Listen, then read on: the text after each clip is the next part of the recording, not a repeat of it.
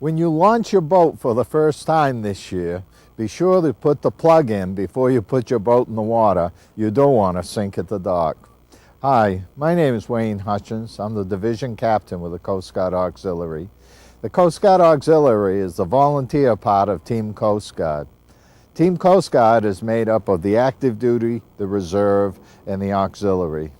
The Coast Guard Auxiliary has two main functions. One is to support the Coast Guard in many of its missions. The other is to promote recreational boating safety.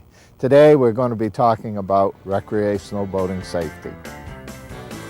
The Coast Guard Auxiliary has several missions to support the recreational boating safety. We do search and rescue patrols, safety patrols, vessel safety checks, teach safe boating classes, do marine dealer visits. Of course, the most popular with most members is doing the safety patrols. I can think of one time when we were in Portland Harbor and there was a boater who had pulled a lobster buoy up in the middle of the harbor, and this huge 300-foot tanker was bearing down on him. We recognized there was problems because he was leaning out over the stern of his boat, and when he saw us, he started waving. We went over, found he couldn't start his motor, and he was right in the middle of the channel with this tanker coming in. And of course, you know, a tanker like that takes about a half mile to stop. So we quickly threw him a line and pulled him out of the way. This seemed like a very important thing to him. We were just lucky we were on scene at the time. The Coast Guard Auxiliary offers a number of boating classes. The one for beginners is boating safely, and it consists of 8 hours of course time. The next class is boating skills and seamanship. This is a 13-week course for beginners, but it gets into more depth than the other course. After people take that, many times they want to go on to a navigation course, and we have a basic navigation course for beginners, and then we have an advanced navigation course. The third element that we do for the boating public is performing vessel safety checks. This is a quick review of the required items for the vessel safety check. You need to have the proper registration and the numbers put on properly on your vessel. You need to have the life jackets, the throwable device. You need to have flares and other means of indicating distress. You need to have proper working navigation lights, and you need to have the fire extinguisher. The optional equipment includes having an anchor with proper rode, first aid kit, foul weather gear, water for everybody on board to prevent dehydration. You need to have suntan lotion, and don't forget the communication. You need to have a VHF radio and a chart with you so that you know where you are and you can be in contact with the Coast Guard if you get into difficulty.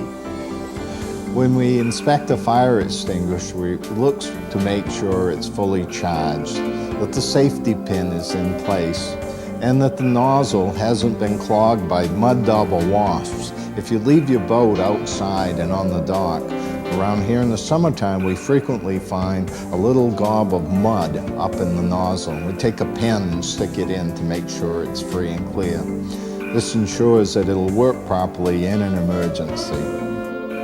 Every boater must have a PFD, or more commonly called a life jacket, for every person on board. We'll check the life jackets and make sure they're Coast Guard approved and in good condition, that they're not leaking, that they're not torn, that they're not worn, and they're the appropriate size for the person who's going to wear them.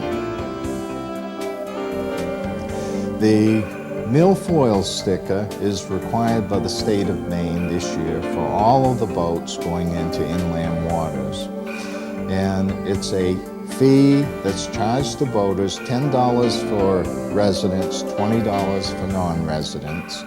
And that money is used to educate the boating public about milfoil, continue the research for milfoil, and help provide enforcement of this law. Whenever a boater goes into fresh water, they're supposed to make sure there are no signs of any marine growth or animals on their vessels. You have to pay particular attention to where it goes onto the trailer, to the axles of the trailer, maybe the skeg or the prop of your engine, and make sure they're all clean when you put them in the water.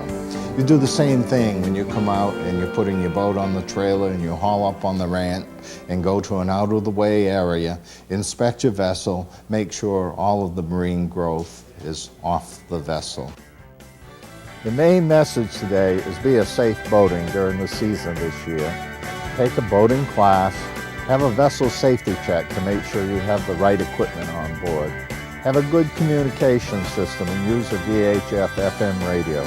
Don't depend on a cell phone. And above all, wear your life jacket. Your life depends on it. Be a safe boater and have a great boating season.